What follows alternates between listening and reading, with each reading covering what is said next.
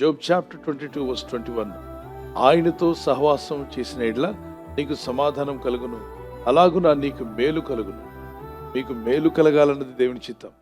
మీ జీవితాల్లో మేలు కలగాలని ఎవరు ఆశిస్తుంటే అందరికీ ఆశే మేలు కలగాలని. మరి వాక్యం చెప్తుంది, మేలు కలగాలంటే మనం ఆయనతో సహవాసం చేయాలి. రెండు విషయాలు ఇందులో ఉన్నాయి. సమాధానం కలగాలన్నా, మేలు కలగాలన్నా ఎవరితో సహవాసం చేయాలి? దేవునితో సహవాసం చేయాలి. కోట్లు ఉన్న వాళ్ళు బిలియనియర్స్, మిలియనియర్స్, ట్రిలియనియర్స్ కూడా ఉన్నారు. ఎందరో సమాధానం లేని వారు ఉన్నారు. ఐఎమ్ ల్యాక్ ఆఫ్ పీస్ అని చెప్పిన వాళ్ళు ఎంతోమంది ఉన్నారు. మరి యేసు ప్రభువు వారు చెప్పిన మాట, నేనిచ్చు శాంతిని ఈ లోకం మీకు ఇవ్వలేదు అన్నాడు. This world cannot offer the peace what I'm giving to you. నేను మీకు ఇచ్చే ఈ శాంతిని లోకం మీకు ఇవ్వలేదు. This whole world or any nation, they can never offer you the peace what Jesus is offering to us. ఈ లోకంలో ఏ దేశమైనా యేసు ప్రభువు ఇచ్చేటువంటి శాంతిని ఏ దేశము ఎవరు కూడా ఇవ్వలేరు. ఈ లోకం అన్నప్పుడు లోకంలో అనేక దేశాలు ఉన్నాయి, అనేక రాజ్యాలు ఉన్నాయి. ఎక్కడికి వెళ్ళిన ధనగణతలు అన్ని కూడా ఉన్నాయి, పేరు ప్రఖ్యాతులు ఉన్నాయి. కంటి నిండా చూడడానికి, మరి శరీరం అనుభవించడానికి, మరి అన్ని విధాలుగా ధనగణతలు పేరు ప్రఖ్యాతులు అన్నీ ఉన్నా ఈ లోకంలో యేసు ప్రభువు ఇచ్చే శాంతిని ఈ లోకం ఇవ్వలేదట. చదువుతామా? యోహాను సువార్త 14:27 శాంతి మీకు అనుగ్రహించి వెళ్ళుచున్నాను, నా శాంతిని మీకు అనుగ్రహించున్నాను.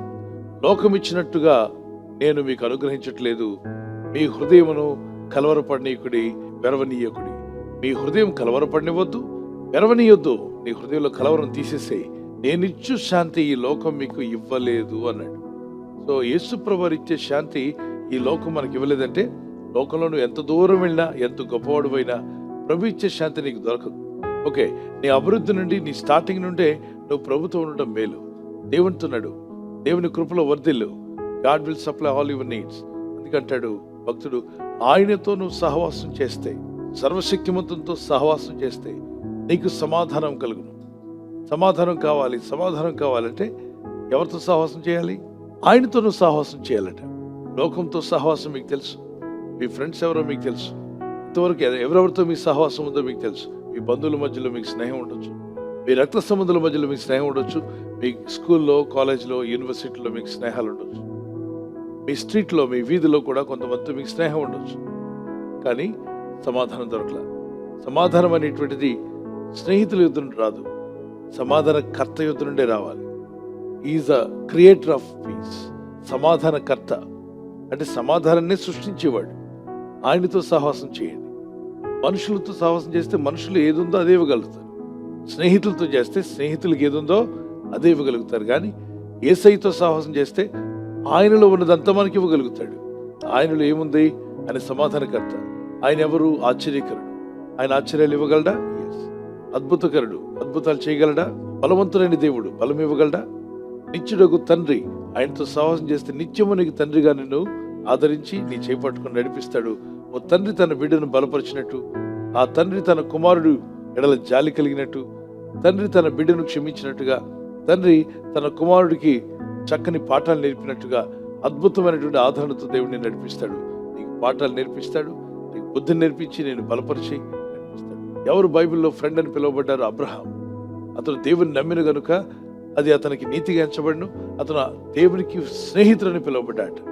ఈరోజు మీ స్నేహితుడు ఎవరంటే యేసయ్య అని చెప్పగలిగే స్థితిలో మీరు ఉండాలి. Praise the lord. ప్రార్థన చేసుకుందాం. ఉండొచ్చు మామూలు స్నేహితులు, కానీ ప్రాణ స్నేహితుడు యేసునాథుడే. ప్రాణం ఇచ్చినవాడు. ఆయన చేపట్టుకుంటాను, ప్రభా నీతో సహవాసం చేస్తాను. ప్రతి విషయానికి ప్రార్థిస్తున్నావు అంటే నువ్వు దేవుని మీద ఆధారపడ్డావు అని అర్థం. Shall we pray to God. ప్రభా నీతో సహవాసం చేస్తే సమాధానం కలుగుతున్నావు. నువ్వు మేలు చేయక మానడు, నువ్వు మేలు చేసే దేవుడు అయినావు. నా పట్ల ఆశ్చర్యమైన కార్యాలు జరిగించండి, అద్భుతమైన కార్యములు జరిగించండి ప్రభు. నీతో సహవాసం చేసే మంచి మనసు నాకు దయచేయండి. నీతో నడవాలి, నీవరే మారాలి ప్రభా. నీ కృప నాకు కావాలి, నీ అభిషేకం నాకు కావాలని గట్టిగా ప్రార్థిద్దాం. నీతో సహవాసం చేసిన ఎడల మేలు కలుగుతుందన్నావు ప్రభా. నీతో సహవాసం చేసే కృపనిచ్చినందుకు స్తోత్రం. ప్రార్థిస్తున్న ప్రతి కుమారుని, కుమార్తెను, ప్రతి తల్లిని, తండ్రిని దర్శించు నాయన. కన్నీళ్లు తుడిచివేవాడవు నీవే. నీతో సహవాసం చేసిన వారి గొప్ప సమాధానాన్ని వారికి దయచేయు. ఈ రాత్రి నెమ్మదితో పండుకొని సురక్షితంగా కాపాడబడినట్లుగా నీ అగ్ని కంచి వేసి మమ్మల్ని కాపాడండి. మీ చిత్తములో కొనసాగే కృప అందరికీ దయచేయమని యేసుక్రీస్తు ప్రశస్త నామములో వీరందరికీ చక్కని నిద్ర దయచేసి తెల్లవారు లేచి కృపను మాకు ఇమ్మని క్రీస్తు నామములో అడిగి వేడుకుంటున్నాం మా పరలోకపు తండ్రి. ఆమేన్. ఆమేన్. ఈ వాగ్దానాన్ని మీతోనే ఉంచుకోకుండా లైక్ చేయండి, షేర్ చేయండి. అనేకులు ఈ యొక్క ఛానల్ సబ్స్క్రైబ్ చేసుకోమని తెలియపరచండి. సబ్స్క్రైబ్ చేయని వారు కూడా సబ్స్క్రైబ్ చేయండి. Good night. God bless you.